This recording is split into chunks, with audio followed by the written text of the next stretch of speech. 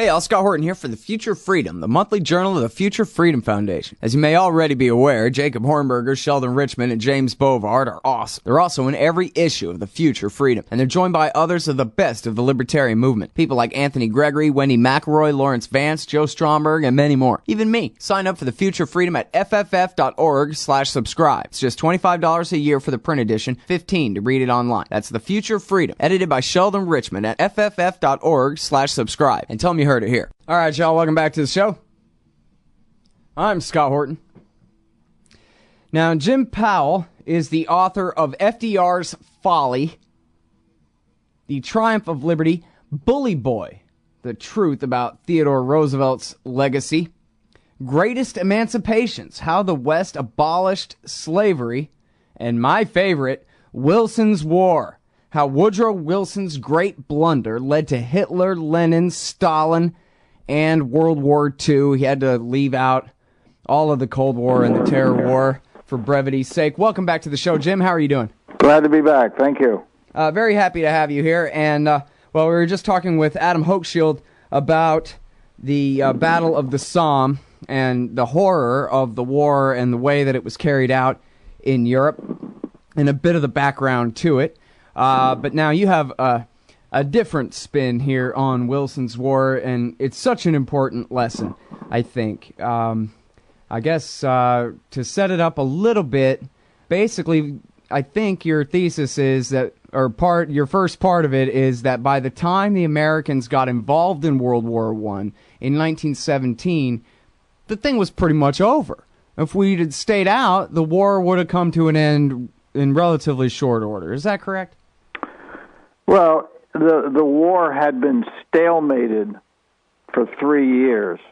You had the early confrontation in northeastern France and Belgium, and then the trenches were dug, and that's basically where the war took place for 3 years. Nobody was moving very far. They just had more soldiers run out of the trenches into machine gun fire. So they were stalemated, and the British had a very effective blockade of Germany, and the Germans were in bad shape because of the blockade. They couldn't get access to essential supplies. The Germans were outnumbered. They seemed to have somewhat less reckless generals, however. So it was a situation where neither side was able to impose its will on the other.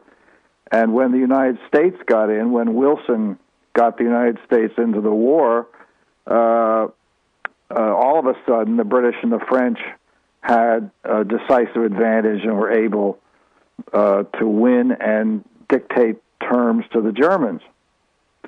And first of all, the Germans had been completely delusional like the other participants. Everybody expected World War I to be quick.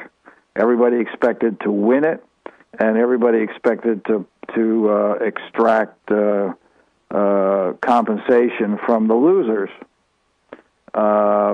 So the Germans were told by their leaders that they were winning.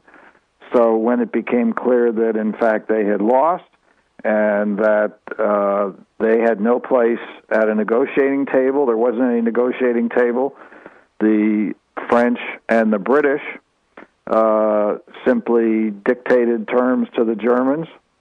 And, of course, that set up the nationalist backlash that generated a lot of political support for Hitler. That's how he began to develop his following, capitalizing on the bitterness, the disillusionment, and the rest developed from there. Hitler, of course, would have been nowhere without the ability to appeal to the disillusionment of the Germans, that they had been unjustly treated, that they were somehow or other going to repudiate the Versailles Treaty that contained all these onerous terms. The French and the British, of course, claimed that the Germans were solely responsible for the war, which of course, is nonsense.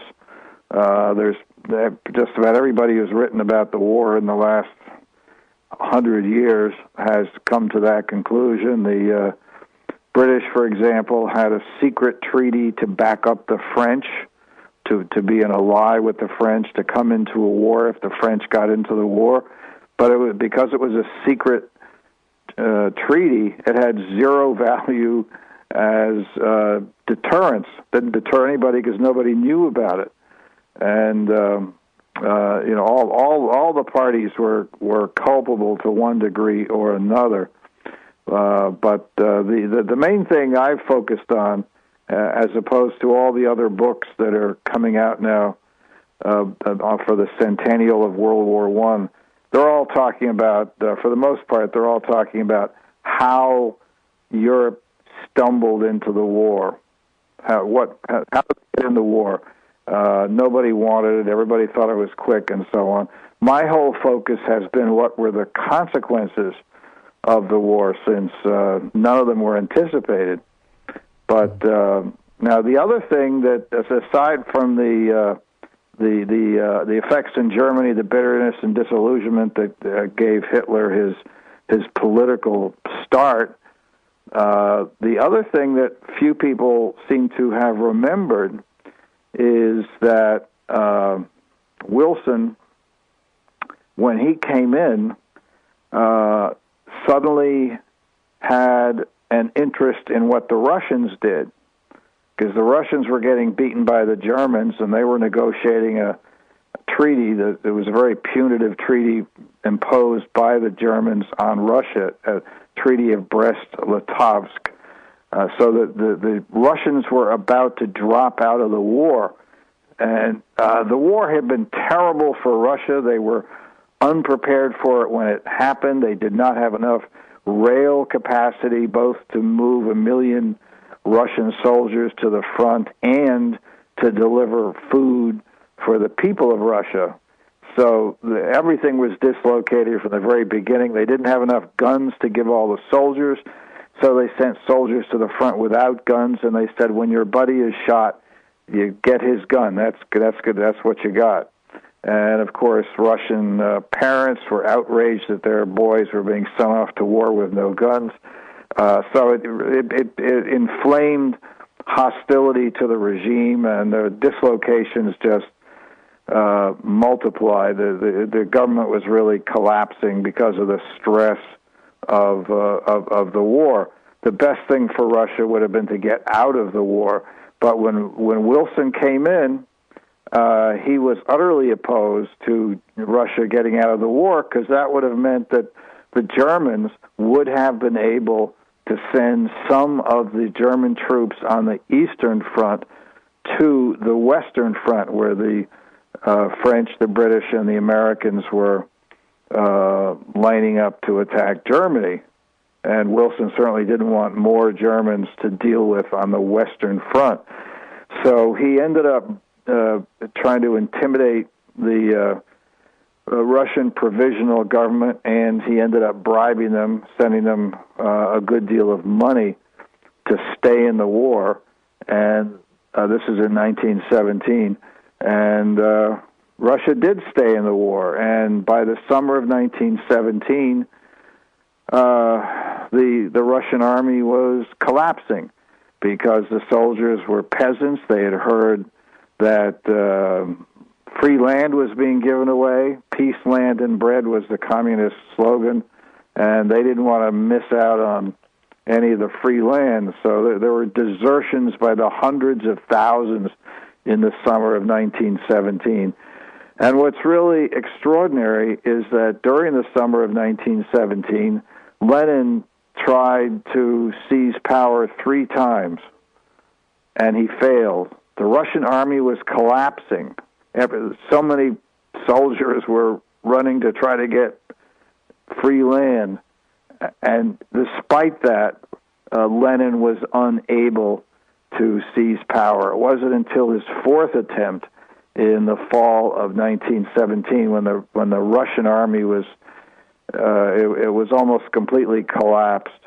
That the relatively few Bolsheviks were able to seize the key centers for the Russian government and the Russian economy.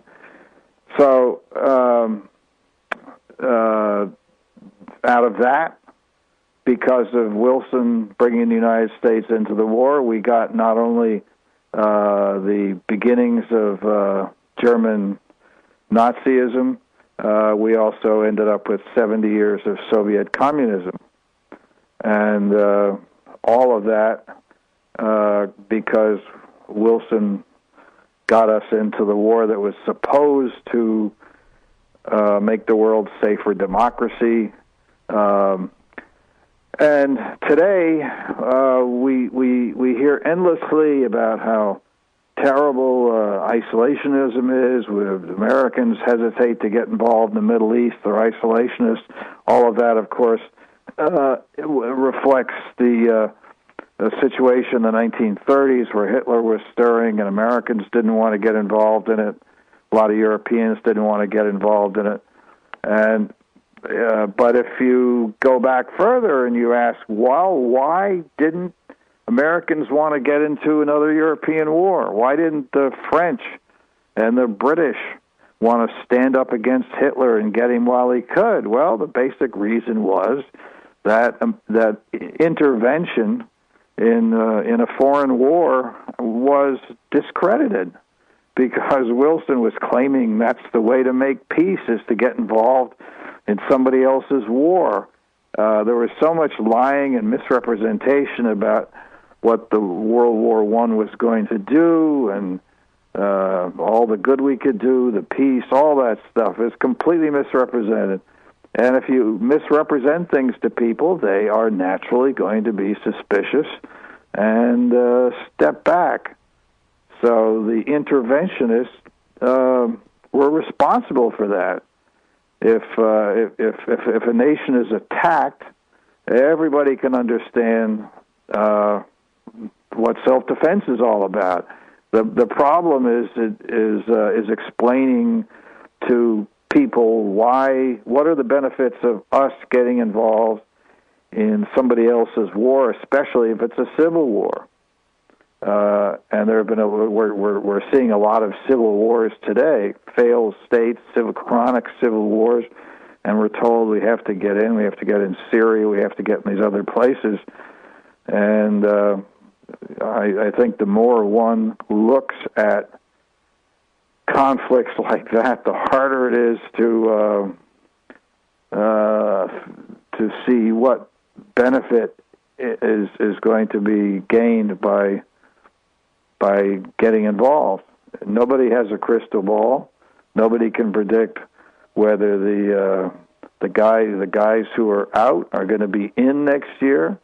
Nobody can tell whether the people we think are good guys are really good guys, or whether there's something else. There are a lot of friends we have who become enemies. The biggest of all the catastrophes, I think, goes back to Wilson, when you figure the casualties during the First World War, the casualties during the Second War that came out of the First World War, the casualties under communism, not just in Russia, but in China, since the Chinese, Chairman Mao, had learned from the Soviet experience. So there you have it. Yeah, well, then, of course, as a big part of the strategy for the American side of the Cold War was the support of the right-wing Muslim conservative religious alternatives to the nationalists and the socialists throughout the Arab world, and including the war against the Soviets in Afghanistan and the coup in Iran, and supporting Saddam Hussein against the blowback from that. And then once we had, quote-unquote, to contain Saddam, our old friend there from Saudi Arabia, that's what angered our old friends, the Mujahideen from Afghanistan. So all of this, that's what's got us into the excuse for the terror war, expanded from there for the 21st century. And all of this is still the same chain of dominoes. And who knows what would have happened instead. but it's hard to imagine that it could have been worse than Nazism and communism and American empire in the last 80 years, that's right. 90 years, 100 years. I think Iran is perhaps the clearest case of the fact that nobody has a crystal ball. As you know, the United States basically helped the Shah of Iran establish himself in power, and the government in the United States was very appreciative of him for helping to keep the Soviets out of the Middle East during the 1950s, 60s. But the Shah went on to establish an authoritarian and secular regime which offended the mullahs in Iran. Ayatollah Khomeini became an enemy of the Shahs as early as the 1960s, and then when there was the revolution in Iran in 1979, they are reacting both to the fact that we are supporting an authoritarian regime and a secular regime. And as I think you noted, we capped that off by supporting Saddam Hussein's attack on Iran. So we become, because we're the Shah's friend and the Shah made enemies, his enemies are now our enemies, and then we double down by supporting the attacks against Iran during the 1980s by Saddam Hussein. So now we're dealing with nuclear Iran, and the stakes are much higher. So again, what it comes down to is nobody can predict if you're going to have an effective interventionist policy. It really supposes that you have a crystal ball. All right, now hold it right there, Jim. I want to keep you for another segment here real quick, but we got to take this break. It's just a real short one, though. We'll be right back with Jim Powell, senior fellow at Cato and author of Wilson's War. All right, y'all, welcome back to the show. I'm Scott Horton. This is my show, The Scott Horton Show. We're on No Agenda Radio, Liberty Express Radio, and my website, scotthorton.org, where you can also find all my interview archives. More than 3,000 now, going back to 2003. Sign up for the podcast and all that if you want. All right. We're talking with Jim Powell. He's a senior fellow from Cato, and he's the author of a whole bunch of great books, including two different ones about two different horrible Roosevelts, which you ought to read. And Wilson's War, he might as well have been a Roosevelt. Wilson's War, how Woodrow Wilson's great blunder led to Hitler, Lenin, Stalin, and World War II. And this is so important. That's not just that World War I led to Hitler and Stalin and World War II and all of the rest of this. It's how American intervention ended up screwing up everything that was already horrible and made it that much worse. And he just explained how Wilson had helped prolong Russian participation in the war so that even after the Tsar was gone, the communists had 4 tries after months and months to finally seize power in Moscow because the army was out of town, dying at the front, and sapping support for the interim Kerensky government. And then, of course, all of the talking points that the Nazis could have ever needed were handed to them by the situation as set up by Woodrow Wilson at the end of the war. And one of the things that is maybe seems like a minor footnote, but is important to me, I think, Jim, is something you point out in the book, and I think you point this out in your Lou Rockwell article as well, that Wilson insisted that he would not accept the surrender from the German militarists because they were just such dirty Huns, I guess, like Dick Cheney. He wouldn't grace them with his wonderful democratic presence. So he would only accept surrender from the German Democrats who had actually been outside of power and had been anti-war, or as anti-war as they could be, and made them accept the surrender. So when Hitler went around denouncing the traitors of 1918 who sold us out and got us into this terrible mess, he was pointing his fingers at the kind of people who Americans, you would think, would have wanted to have leading Germany in the future. Yeah, that's right. Again, this illustrates the crucial lack of a crystal ball. Wilson thought that he would be that he was doing something principled to agree to meet only with German civilians. It never seems to have occurred to him to wonder how were the Germans likely to view civilians who essentially validated or carried out the humiliating surrender, particularly humiliating since they had been told for 4 years that they were ahead, everything was going fine. That, I might say, is something that comes up again and again and again. Governments can tax whatever they want, they can do whatever they want. We often can't stop them, but the one thing they can't do, and they certainly can't predict it, is how people react to what they do. In Wilson's case, he was clueless about he was clueless about a number of things. One of them, when he decided to get us into the war, he was completely clueless about about what motivated our allies, the British and the French. He was completely clueless. The French especially were determined to get revenge because most of the war, most of the destruction of farmland, most of the killing occurred on French soil. They were determined to avenge. Clemenceau, the prime minister of France, was especially determined to get even come what may. Whenever he had a chance, that was what he was going to do. And Wilson, when he got into the war, he really had no understanding for what his allies, the French and the British, were going to do. He just got in, and he thought there was going to be a congenial meeting of heads of state, and they were going to decide what to do. Once he basically, by getting in the war, taking the pressure off the French, especially, and the British, he thought he was going to be in control. But of course, soon as our boys began landing in France, there was a big fight over where they were going to go. And all Clemenceau, the French political leader, all he wanted to do was to throw more American have Americans be the ones that are thrown in the trenches in order to run into German machine gun fire. They wanted American soldiers to serve under the same idiotic French generals that had contributed so much to the slaughter.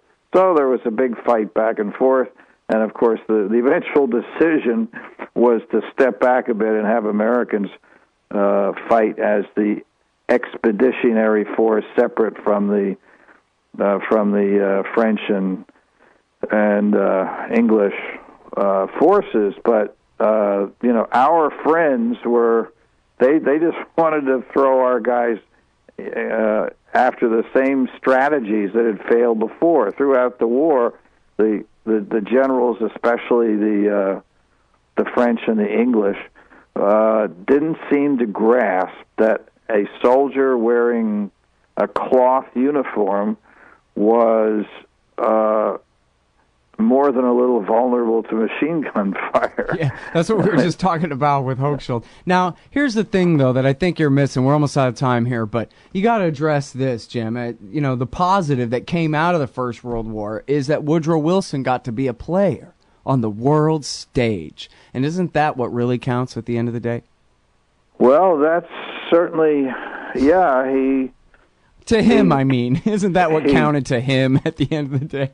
Well, he thought that he was going to be the leader, but again, he completely misunderstood what was going to happen, and they ran circles around him, and he had no idea what he was doing. He looked as bad as Obama did when Obama was going against Putin recently.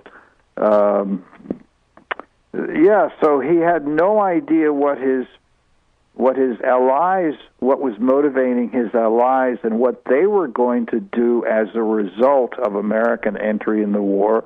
And of course, he had even less conception of what was going on in especially in Germany, but also in the other countries. After the war, the political parties in Europe, in Poland, in Hungary, Germany, all those Central European, Eastern European countries, the political spectrum ran from socialism, communism, fascism. Right. I'm sorry, we're all out of time, Jim. We got to go. Jim Powell, everybody. Wilson's War. Thanks very much. You bet. Hey, y'all, Scott here. Man, I had a chance to have an essay published in the book Why Peace, edited by Mark Gutman, but I didn't understand what an opportunity it was. Boy, do I regret I didn't take it. This compendium of thoughts by the greatest anti-war writers and activists of our generation will be remembered and studied long into the future. You've got to get Why Peace. You've got to read Why Peace. It features articles by Harry Brown, Robert Naiman, Fred Bronfman, Dahlia Wasfy, Richard Cummings, Karen Kotowski, Butler Schaefer, Kathy Kelly, Robert Higgs, Anthony Gregory, and so many more. Why Peace? Because war is the health of everything wrong with our society. Get Why Peace. Down at the bookshop or Amazon.com. Just click the book in the right margin at scotthorton.org. Hey, y'all, Scott here for MyHeroesThink.com. They sell beautiful 7-inch busts of libertarian heroes, Ludwig von Mises, Murray Rothbard, Ron Paul, and Harry Brown. I've got the Harry Brown one on the bookshelf now. Makes me smile every time it catches my eye. These finely crafted statues from MyHeroesThink.com make excellent decorations for your desktop at work, bookends for your shelves, or gifts for that special individualist in your life. They're also all available in colors now, too. Of course, gold, silver, or bronze. Coming soon, Hayek, Hazlitt, Carlin. Use promo code Scott Horton and save $5 at MyHeroesThink.com. Hey, y'all, Scott here. Some stock market investors are making money hand over fist, while others sit on the sidelines afraid of the dangers. Are you looking for answers? Before you invest $1, I'd like you to take the time to watch this new video from Martin Weiss at moneyandmarkets.com. The video names the 7 riskiest and 4 safest major stocks in America. Learn from the experts and invest wisely. Go to crisis16.com. That's crisis16.com. Hey, I'm Scott Horton here to talk to you about this great new book by Michael Swanson, The War State, The Cold War Origins of the Military-Industrial Complex and the Power Elite. In the book, Swanson explains what the revolution was, the rise of empire, and the permanent military economy, and all from a free market libertarian perspective. Jacob Hornberger, founder and president of the Future Freedom Foundation, says the book is absolutely awesome, and that Swanson's perspectives on the Cold War and the Cuban Missile Crisis are among the best I've read. The poll numbers say that people agree on one thing. It's that America is on the wrong track. In The War State, Swanson gets to the bottom of what's ailing our society. Empire, the permanent national security bureaucracy that runs it, and the mountain of debt that has enabled our descent down this dark road. The War State could well be the book that finally brings this reality to the level of mainstream consensus. America can be saved from its government and its arms dealers. First, get the facts. Get The War State by Michael Swanson, available at your local bookseller and at Amazon.com. Or just click on the book in the right margin at scotthorton.org. Hey, y'all, Scott here, hawking stickers for the back of your truck. They've got some great ones at libertystickers.com. Get your son killed, Jeb Bush 2016. FDR, no longer the worst president in American history. The National Security Agency, blackmailing your congressman since 1952. And USA, sometimes we back Al-Qaeda, sometimes we don't. And there's over 1,000 other great ones on the wars, police, state, elections, the Federal Reserve, and more at libertystickers.com. They'll take care of all your custom printing for your band or your business at thebumpersticker.com. libertystickers.com. Everyone else's stickers suck.